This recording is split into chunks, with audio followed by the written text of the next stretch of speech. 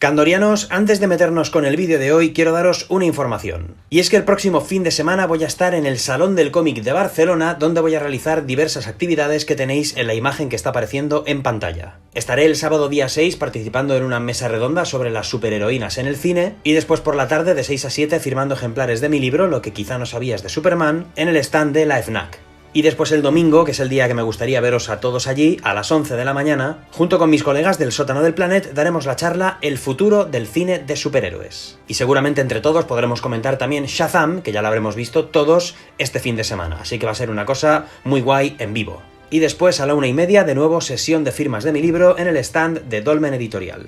Así que ya sabéis, Salón del Cómic de Barcelona, quiero veros a todos por allí, tanto el sábado como sobre todo el domingo. Y ahora sí, vamos con el vídeo. ¡Shazam! ¡Sí! ¡Toma ya! ¡Me ha salido! Os dije que me salía. Pero madre mía, vaya humareda, ¿no? Esto no es para hacerlo en interiores, ¿eh? Hola, candorianos. Este fin de semana, el viernes día 5, se estrena por fin Shazam, la nueva película de Warner Bros. Y DC Comics que inusualmente arranca con un gran puntaje en Rotten Tomatoes y más inusualmente aún con un excelente consenso positivo de la crítica especializada. Madre mía, ¿quién nos lo iba a decir? Aquaman y Shazam petándolo. Shazam es un personaje con mucha historia en DC Comics, de hecho tiene hasta una historia común con Superman, incluso con un juicio de por medio, pero posiblemente sea un gran desconocido para el público no muy familiarizado con la historia de DC Comics. No os preocupéis, porque en el vídeo de hoy vuelvo a echar mano de mi gran amigo y experto en cómics, Antonio Monfort, que nos va a hacer un excelente repaso para conocer los principales datos de la historia de Shazam en los cómics. Así que nos desplazamos hacia la mágica Roca de la Eternidad de Antonio Monfort, también conocida como Provincia de Teruel, que Teruel existe, y comenzamos con este especial de todo lo que deberías saber antes de ver Shazam.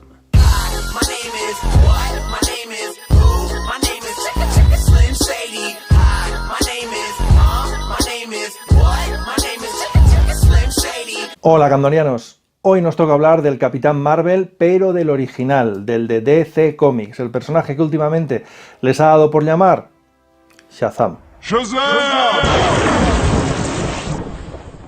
Para hablar de los orígenes de este personaje nos tenemos que ir a la auténtica edad de oro de los cómics americanos. Esto es 1939. Superman había aparecido un año antes y había arrasado completamente, cambiando prácticamente el modelo de negocio de lo que eran los comics books de aquella época. Por tanto, prácticamente todas las editoriales del momento querían tener su propio Superman.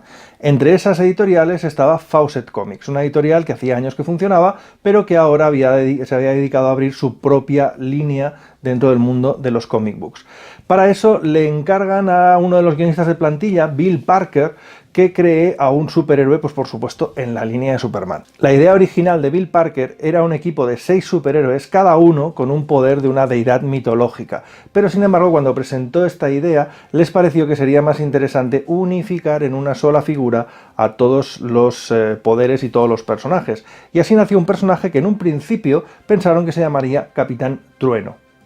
No, este no, el Capitán Trueno, pero no era este. Sin embargo, muy pronto los directivos de la editorial decidieron cambiar aquello de Capitán Trueno por un nombre llamado Capitán Maravilloso, Capitán Marvelous, y esto se acabó cortando y convirtiéndose en Capitán Marvel. El Capitán Marvel tenía que aparecer en una revista muy en la línea de Action Comics o Detective Comics, es decir, un recopilatorio de personajes, cada uno con una aventura diferente, etcétera, etcétera. Se valoraron varios nombres como Flash Comics o como Thrill Comics, pero resulta que todos esos estaban pillados ya por copyright, así que el cómic acabó llamándose With Comic o Wiz Comics. El número 1 fue una especie de número de prueba que no llega, digamos, a publicarse como tal, y por tanto se considera que la primera aparición del Capitán Marvel es en el Wiz Comics número 2, donde vemos que tiene una portada muy parecida a la del Action Comics número 1. El dibujante de esta serie iba a ser Charles Clarence Beck, también conocido como C.C. Beck, a secas. Y bueno, resulta que este autor, desde el primer momento, quiere darle al personaje un tono pues como mucho más cartoon, mucho más cercano a las producciones que estaba haciendo Disney en ese momento, y es que precisamente uno de los grandes méritos del Capitán Marvel original es que va a estar mucho más enfocado a los niños que a replicar, digamos, las fórmulas del pulp, como hacían el Detective Comics de la época, o el Batman de la época, o el Superman de la época. Este iba a estar mucho más descaradamente dirigido a un público infantil. Y oh sorpresa, resulta que eso funcionaba maravillosamente bien, hasta el punto que el personaje fue un éxito absoluto, hasta el punto de que fue prácticamente la única imitación de Superman que consiguió superar a este en ventas. No solo eso, el Capitán Marvel adelantó a Superman en varios conceptos más. Fue el primer personaje que tuvo su adaptación en imagen real, en los seriales de cine para la Republic. Republic quería los derechos de Superman, pero DC no se los vendió y se fueron a buscar la alternativa más viable, que era el Capitán Marvel. Ese serial para cines funcionó maravillosamente bien y fomentó todavía más el éxito del personaje. Decir también que este Shazam de la Edad de Oro fue el primero en introducir conceptos como la familia del superhéroe, que luego aplicaría también Superman. Cosas, por ejemplo, como una versión adolescente, una versión femenina y algunas otras muy rocambolescas, porque hasta incluso tenía un conejo, sí amigos, tenía un conejo, pues aparecieron aquí por primera vez. Este enfoque, digamos, hacia lo infantil, luego con el paso del tiempo lo irían copiando los otros superhéroes, entre ellos nuestro Superman, también incluso Batman, porque los editores se dieron cuenta de que el público mayoritario en aquella época de los cómics eran los niños. Y nadie entendió mejor que eso que el Capitán Marvel de la época. Evidentemente este éxito llamó demasiado la atención a DC Comics, que les puso un pleito a Fawcett Comics por el personaje. Hubo años de litigaciones, hubo años de juicios y a partir de 1948 las cosas se pusieron serias. Pero como el juicio se alargó y acabó, digamos, habiendo sentencia en torno a 1951, nos hemos plantado en una época en que los cómics de superhéroes ya no funcionan. Después de la Segunda Guerra Mundial, la popularidad de estos personajes empezó a bajar y lo que habían sido unas ventas millonarias ahora estaban pues prácticamente por los suelos.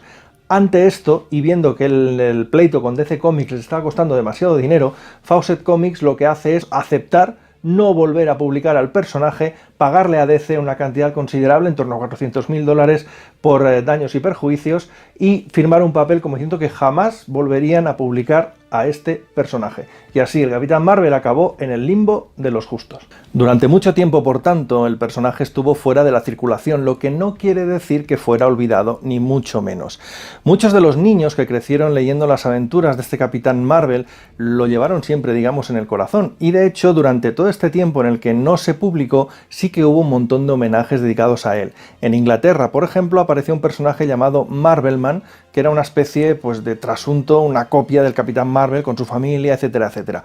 Lo gracioso de este personaje es que lo coge Alan Moore allá por los años 80 y de ahí saldría una aclamadísima revisión del concepto de superhéroe que se llamó Miracleman. Y durante todo este tiempo de hiato, por supuesto, la que había sido Timely Comics empieza a llamarse Marvel Comics y en un momento determinado decide llamar a uno de sus personajes Capitán Marvel.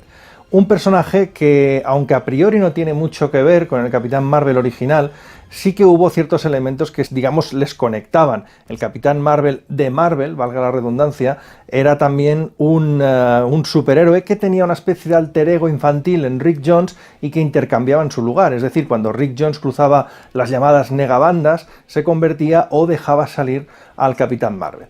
Bueno, sea como sea, Marvel puso copyright a este nombre, por tanto, a partir de ese momento, el nombre de Capitán Marvel pertenece a Marvel Comics. Allá por los años 60 esto no le importó a nadie, pero resulta que en 1972 Carmine Infantino, el editor de DC Comics en aquel momento, está buscando nuevos personajes, nuevas propiedades en otras editoriales para llevárselos a su compañía, y resulta que se le ocurre la idea de licenciar el personaje que en cierto modo todavía pertenecía a Fawcett Comics. Fawcett tenía prohibido publicar al Capitán Marvel, pero no licenciar esos derechos para que otra persona lo hiciera. Paradójicamente, resulta que el licenciatario era la misma compañía que había provocado esa prohibición, pero sea como sea, en 1972 los cómics del Capitán Marvel pasan a formar parte del universo DC. Y de hecho vuelven incluso algunos de los dibujantes originales. El propio Charles Beck vuelve otra vez a dibujar y bueno, para muchos es una celebración, es todo un evento. Con el tiempo, estos cómics del Capitán Marvel,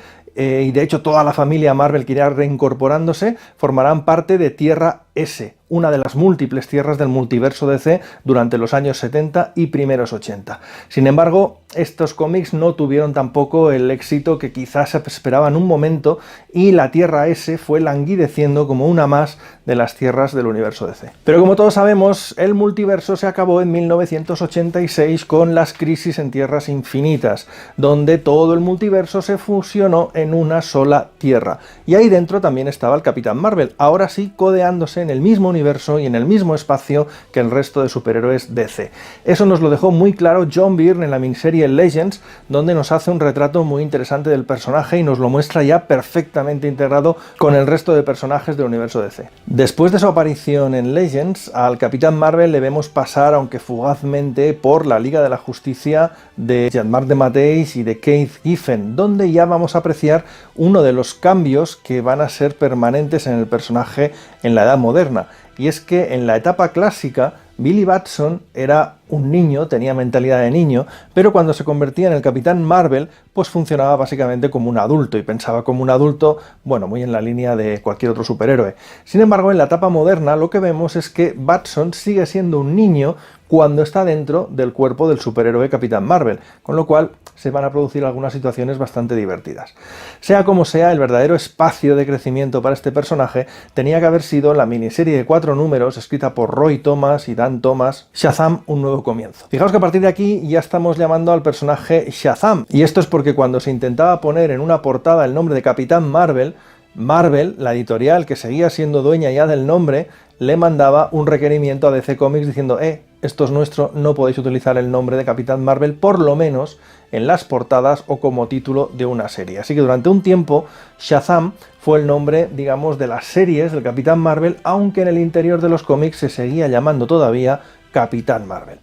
Bueno, la cuestión es que la serie de Roy Thomas y dibujada por Tom Mandrake pues no fue el éxito que en un principio cabía esperarse, sí. Y el personaje se quedó sin lo que tendría que haber sido una serie regular dedicada a él. Por tanto, las 4 números de Shazam: A New Beginning se quedaron en eso, en un beginning, porque nunca tuvieron continuación. Allá por 1991, sin embargo, el personaje cae en manos de otro de sus fans, que era Jerry Ordway. Jerry Ordway recibe el encargo, digamos, de hacerse con el personaje, y unos cuantos años más adelante, en 1994, tenemos en la calle The Power of Shazam.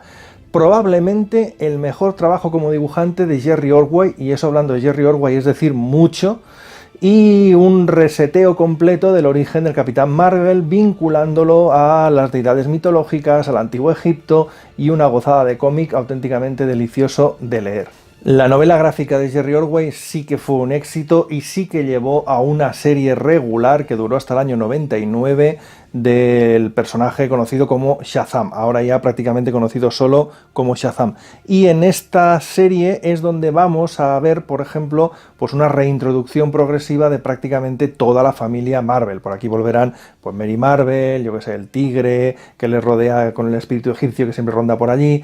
En fin, buena parte de los personajes que formaban el elenco de la familia Marvel original serán reintroducidos en el universo DC contemporáneo de aquella época. Son tiempos también en que el Capitán Marvel va a tener un papel importante, por ejemplo, en Kingdom Come, y es que otro fan del personaje es Alex Ross, y todos sabemos que dentro de Kingdom Come el Capitán Marvel va a tener un papel capital. También, además, por esta época y también de la mano de Alex Ross y de Paul Dini, va a tener una estupenda novela gráfica acompañando a Superman, Batman y Wonder Woman, cada uno con la suya, pero digamos que Alex Ross lo pone a la altura de la Trinidad de DC, con una novela gráfica que se llamará Shazam: Power of Hope, una auténtica delicia del dibujo de Alex Ross. A partir de los años 2000 y entre el 2000 y el 2005, el personaje estará por ahí como de fondo en el universo DC y tendrá un papel preeminente sobre todo en las aventuras de la Sociedad de la Justicia, pero para ser exactos no será exactamente Shazam o el Capitán Marvel el que va a tener ese papel preeminente,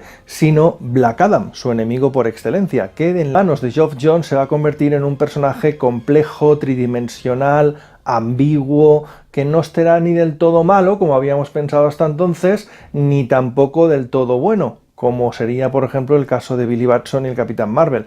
Bueno, Black Adam aparecerá en varias series, por supuesto en la Sociedad de la Justicia, donde incluso llegará a formar durante una temporada parte del equipo. También tendrá un papel muy preeminente en la serie 52, de la que le veremos, por ejemplo, formar su propia familia Marvel, digámoslo así. También en estos años nos vamos a encontrar con una historia interesante. De la mano de Jude Winnick vamos a ver Superman Shazam Primer Trueno, que es algo así como la primera vez en que Superman y Shazam se encontraron en el universo post-crisis. Y las cosas para la familia Marvel van a cambiar bastante en el crossover llamado Días de Venganza, de 2005.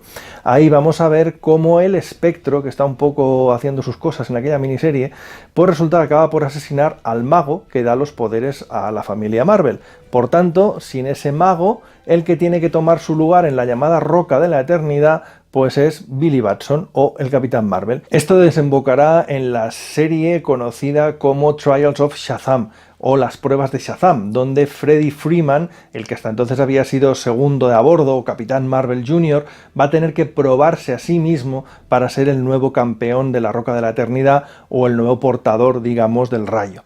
Bueno, sea como sea, el personaje va a cambiar bastante, por tanto, en esta última época le veremos implicado en los eventos de DC en aquel momento, pero todo eso se cortó de raíz con la llegada del New 52. Con la llegada del New 52 parecía que no había espacio para Shazam en el universo DC, al menos al principio, pero sin embargo, dentro de la colección de la Liga de la Justicia, como una especie de complemento, empezó a publicarse la revisión del origen de este personaje por parte nada menos que de Geoff Johns y dibujada nada menos que por Gary Frank.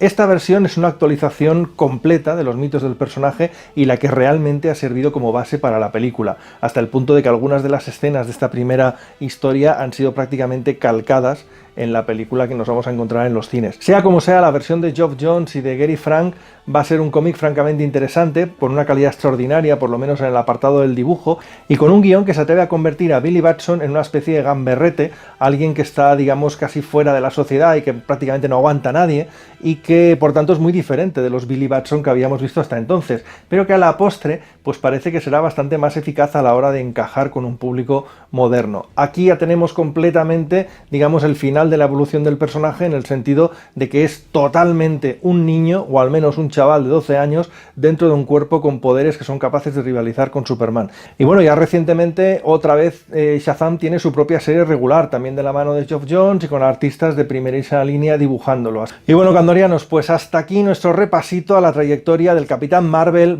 / Shazam. Ya sabéis, el que va de rojo con el rayo en el pecho, un personaje que hace un tiempo pues parecía que se iba a olvidar todo el mundo de él, que nadie le iba a hacer caso nunca, pero así son los tiempos que corren, hoy lo tenemos en los cines, lo tenemos en primera línea de actualidad comiquera, y bueno, aquí hemos hecho un pequeño repaso de su trayectoria, como siempre dejándonos mil cosas, así que acudid a los cómics, leed más sobre él, investigad, bucead, que hay mil cosas para saber, y por mi parte, gracias por haber escuchado, y espero no haberos aburrido demasiado. Hasta pronto. Bueno, Antonio, una vez más un vídeo extraordinario. Seguro que el mago Shazam estaría muy orgulloso de haberte otorgado la sabiduría de Salomón, porque, tío, desde luego, con esos conocimientos que viertes en estos vídeos, la tienes seguro. Espero que hayáis disfrutado mucho de este vídeo y que estéis un poquito más puestos en la historia de Shazam, y así que cuando vayáis el viernes a ver la película la podéis ver y disfrutar de otra manera, conociendo un poquito mejor a este interesante personaje. Un buen like al vídeo si te ha gustado, suscríbete al canal para más contenido como este y de todo tipo, y nos veremos como siempre aquí, en La Botella de Candor, donde hacemos de todo. Y hasta entonces, buena suerte para ti